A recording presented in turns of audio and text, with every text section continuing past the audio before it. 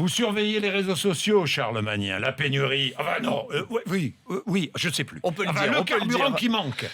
Ça fait toujours la une. Et ça s'appelle une pénurie, Jean-Jacques. On ne compte bon plus les Non, messages d'automobilistes inquiets, voire excédés. 1 heure et demie de queue, 8 pompes à essence fermées, c'est officiellement le bordel. Voilà ce qu'écrit un internaute sur Twitter. Ceux qui réussissent à faire le plein se la jouent zlatane. Je suis arrivé à la station-service comme un roi, je repars comme une légende.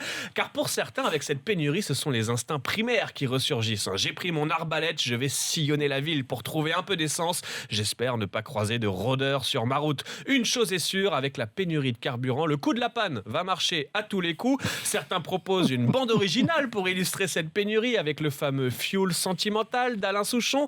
Et puis les internautes pointent le rôle des politiques dans ce conflit. Si la pénurie d'essence est gérée comme la courbe du chômage, je vous conseille de faire le plein rapidement. Entre la grève des transports et la pénurie de carburant, heureusement que pour se déplacer, il nous reste les discours des politiques qui nous baladent. Enfin, on fait la queue pour un iPhone, la queue pour un Burger King ou un Starbucks, Oui, la c'est vrai. queue pour faire le plein.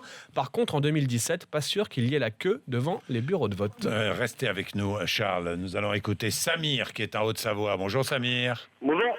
Bonjour, vous avez trouvé... Oui, en Haute-Savoie, il n'y a pas de problème, non? Justement, là, ça va être la surprise ce matin. Là, je pars au travail et il me reste plus beaucoup d'essence justement pour pouvoir faire mon activité. Et donc, je vais voir sur place. Mais bon, de ce que j'ai entendu, les stations-service Esso ont l'air Bon, un peu saturées, donc ça risque d'être Aïe. un peu compliqué. un peu compliqué. Mais enfin, vous êtes où en Haute-Savoie, Annecy? Annecy, ouais. Annecy, bon. Les auditeurs vont nous dire. Merci, Samir. Merci. Charlemagnin, on se détend maintenant avec le hashtag du jour. Je ne suis pas maniaque, mais... Et oui, on a mais- tous nos petits tocs, nos petits tracas, et certains vont beaucoup plus loin que d'autres. Je ne suis pas maniaque, mais les verres ont été inventés pour boire, pas les bouteilles. Je ne suis pas maniaque, mais on rentre chez moi en chaussettes. Je ne suis pas maniaque, mais il m'arrive de ranger les choses dans les rayons du supermarché. Je ne suis pas maniaque, mais je déteste pousser le caddie justement au supermarché parce que je pense toujours à celui qui l'avait entre les mains avant moi. Je ne suis pas maniaque, mais je peux passer des heures à essayer d'enlever parfaitement l'opercule du yaourt. Je ne suis pas maniaque, mais il faut que le volume de ma télé soit sur un nombre pair, sinon je ne peux pas la regarder.